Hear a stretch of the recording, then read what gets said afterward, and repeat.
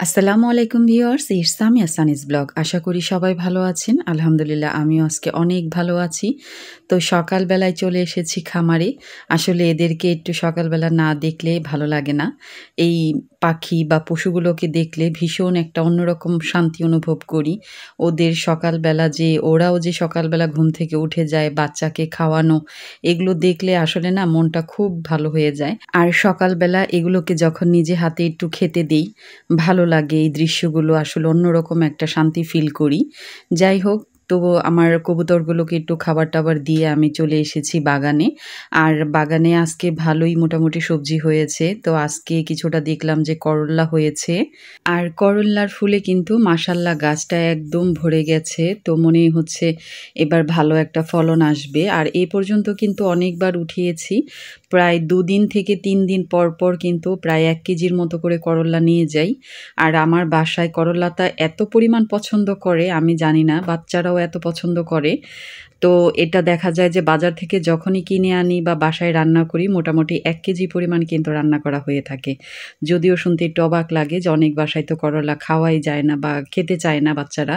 কিন্তু আলহামদুলিল্লাহ আমার বাসায় এটা সবাই খুব পছন্দ করে। তো এবার কিন্তু করল্লার সাথে একটা মিষ্টি কুমড়া গাছও লাগিয়ে দিয়েছিলাম। তো আলহামদুলিল্লাহ মিষ্টি কুমড়া গাছেও কিন্তু বেশ ভালো ফলন হয়েছে। এর মধ্যে আমি এ পর্যন্ত ২ টা মিষ্টি কুমড়া নিয়েছিলাম খাওয়ার জন্য। আর বেশ কয়েকটা গাছে এখনো ঝুলে আছে। আসলে এগুলো না গাছের মধ্যে দেখতেই বেশি ভালো লাগে। অন্যরকম একটা ভালো লাগা কাজ করে। তো সকাল, সকাল বাগানে অনেক সময় পার করে দিলাম। আর এখন আমি গাছে কিছু করল্লা ছেড়ে নিব। আর বাসায় তাড়াহুড়া করে রান্নাটাও করতে হবে। আজকে বাসায় একটা প্রোগ্রাম ছিল। মানে কাজিনের বাসায় একটা প্রোগ্রাম আছে, তো সেখানে যাব। দুপুরের মধ্যেই চলে যেতে হবে। তো করল্লার পাশাপাশি খামারে থেকে আমি কিছুটা লাউ শাক নিয়েছি, যে মিষ্টি কুমড়া যে শাকটা, সেটা নিয়েছি। আর হাঁসের খামারে এই ডিমগুলো ছিল, তো এগুলো এনে পরিষ্কার করে নিলাম। আজকে তাড়াতাড়ি করে রান্নাটা শেষ করব। তো এর মধ্যেই হয়েছে কি, হাসব্যান্ড সকালবেলা বাজারে গিয়েছিল। তো এই তো মরার উপর খাড়ার ঘা। আর যেদিন বেশি প্রয়োজন হয় দেখবেন কি ওই হেল্পিং হ্যান্ডও কিন্তু সেদিন তার লাপাত্তা হয়ে যায়, এরকম একটা অবস্থা। তো আমি তো সকালবেলাই এরকম একটা অবস্থার মধ্যে পড়েছি। মাছগুলো তো লাফালাফি করছিল একদম, মানে মনে হয় পুকুর থেকে এগুলো ধরে নিয়ে এসেছে।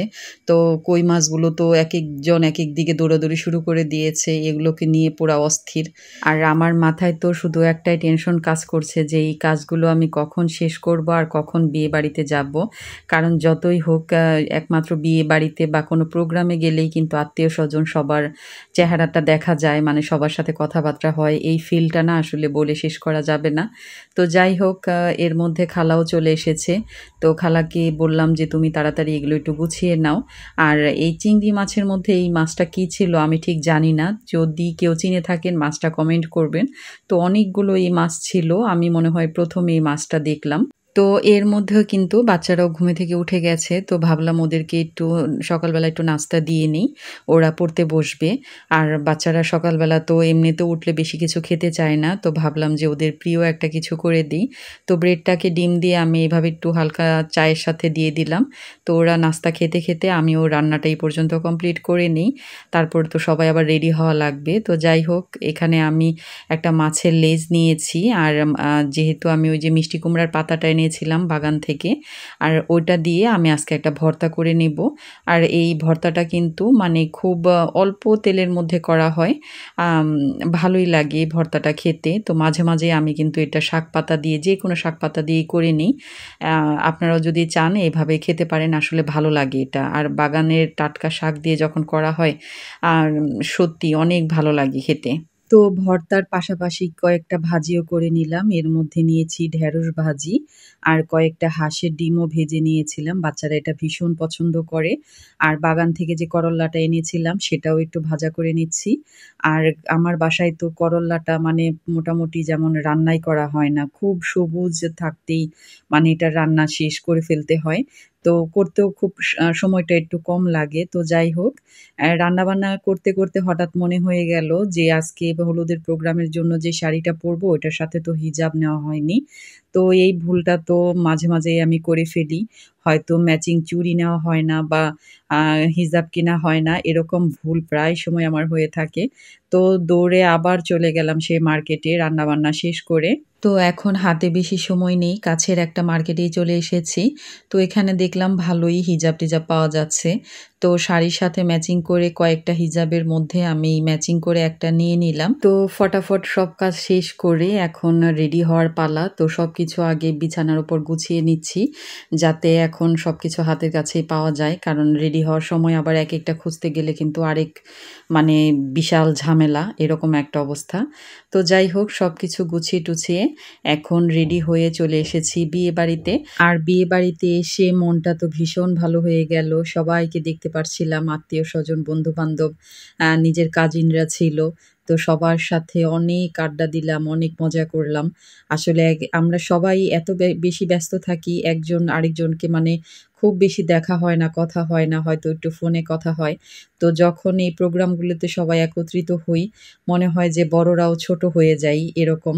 সবার সাথে অন্যরকম একটা ভালো লাগায়, গল্প আড্ডায় মেতে থাকি।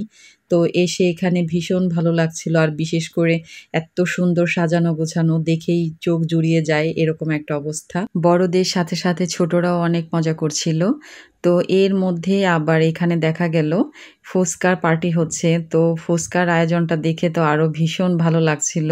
মানে লোভনীয় একটা বিষয়, তার মধ্যে এত সুন্দর একটা প্রোগ্রামের মধ্যে। তো এটা সবাই এনজয় করছিলাম। আর মনে হচ্ছিল যে সেই কলেজ লাইফে, স্কুল লাইফে চলে গেছি। সবাই একত্রে যেভাবে রাস্তায় দাঁড়িয়ে ফুচকা খেতাম। তো সেই দিনগুলোর কথা মনে পড়ে যাচ্ছিল। আর বোনেরা ছিল, কাজিনরা ছিল। মানে সবার সাথে এনজয় করেছি। এটা মানে অন্যরকম একটা ভালো লাগার বিষয় ছিল। তো আজকের ব্লগটি আপনাদের কাছে কেমন লাগলো জানাবেন। আর আমি তো খুবই এনজয় করেছি। ভালো লাগার মুহূর্তটা আপনাদের সাথে শেয়ার করার চেষ্টা করেছি। তো সবাই ভালো থাকবেন। আর যারা আমার ভিডিওতে নতুন আছেন প্লিজ আমার চ্যানেলটিকে সাবস্ক্রাইব করে দিবেন। নেক্সট টাইমে নতুন কোনো ভিডিও নিয়ে সামনে চলে আসবো ইনশাল্লাহ। সবাই ভালো থাকবেন, সুস্থ থাকবেন। আল্লাহ হাফেজ।